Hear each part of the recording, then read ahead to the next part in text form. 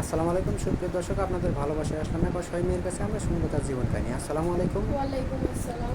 আপু কেমন আছেন? আলহামদুলিল্লাহ ভালো, আপনারা সবাই ভালো আছেন?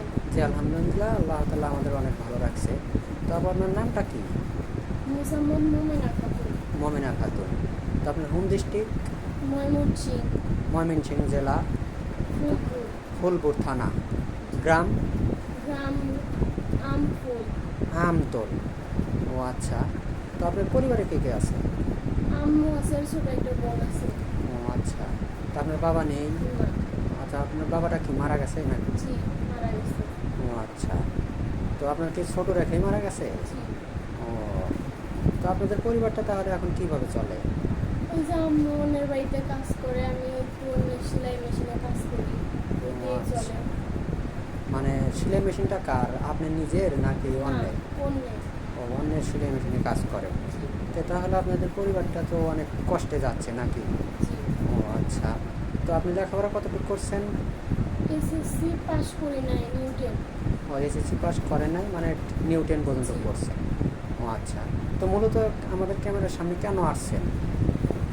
একটা ভালো মনের মানুষের সাথে, যার সাথে আমি সারা জীবন কাটাতে পারবো, বা সে আমার দায়িত্ব নেব, ও এর জন্য আচ্ছা। আসছি। মানে একটা বিয়ে করতে জি আসছেন জি, নাকি? বিয়ে করতে। ও আচ্ছা।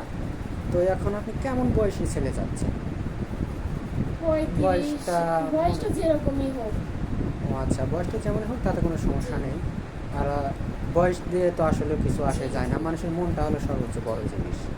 মানুষের মন যদি ভালো থাকে তাহলে বয়স দিয়ে কোনো কিছু আসে যায় না। জি তো যাই হোক, এখন আপনি যে আসছেন, যদি কোনো প্রবাসী ভাই আমাদেরকে আপনাকে বিয়ে শাদী করতে চায়, তাহলে কি আপনি বিয়ে শাদী করবেন? জি, বিয়ে শাদী করবো। ও আচ্ছা। আপু আপনার কি বিয়ে শাদী হয়েছিল, হাতে চুড়ি দিছেন? না, বিয়ে শাদী হয়নি। ও, বিয়ে শাদী হয় নাই, মানে এটা মানে এই চুড়িটা পরছে মানে নারীর শোভা হাতে, জি। এই জন্য নাকি? যে অবস্থা বুঝতে পারছি। তো এখন আসলেও আমাদের অনেক প্রবাসী ভাই আপু। আচ্ছা, আর একটা কথা, আপনার জি। কি ফোন আছে? না না, ফোন নাই। সত্যি ফোন নাই? না। ও আচ্ছা। এই যে আপনি যে ড্রেসটা পরে আসছেন এখন, এই ড্রেসটা কার, আপনার নাকি? না, এই ড্রেসটা আমার নাই, অফিসে আসছি না, হেরাইন দিয়েছে ও, ড্রেসটা। মানে আমাদের অফিসে যা জি আসছেন আমাদের থেকেই দিছি, সেটাই জি আপনি করছেন নাকি? জি ও আচ্ছা। তো যাই হোক ভাই, দেখেন মেয়েটা কেমন গরিব, যে একটা পোশাক যে ঠিক মতো কিনবে, ভালো পোশাক নেই, আমাদের অফিসের পোশাক পরে তাকে ভিডিও করা হয়েছে। তো এখন আপনি বাংলাদেশের 64টা জেলা, যে কোনো জেলায় বিয়ে শাদী যদি হয়, আপনি কি বিয়ে শাদী করবেন? জি সত্যি বলছেন তো? জি আচ্ছা, ধরেন অনেক প্রবাসী ভাই বা অনেক ভাই আছে যে ওয়াইফ আছে, তারপর আর একটা বিয়ে শাদী করতে চাচ্ছে, এমন ছেলে হলে কি আপনার চলবে? জি, শুনবো। সত্যি বলছেন তো? জি, শুনবো। হয়তো বা তার ছেলে আছে। থাকলো ছেলেটা, আমি আমার নিজের ছেলের মতো করে মানুষ করবো। ও আচ্ছা, অনেক সুন্দর কথা বলছে। পরবর্তীতে আবার ছেলেটাকে তো কষ্ট দিবেন না? না না, কষ্ট দিব কে? আচ্ছা আপু, আপনি অনেক সুন্দর।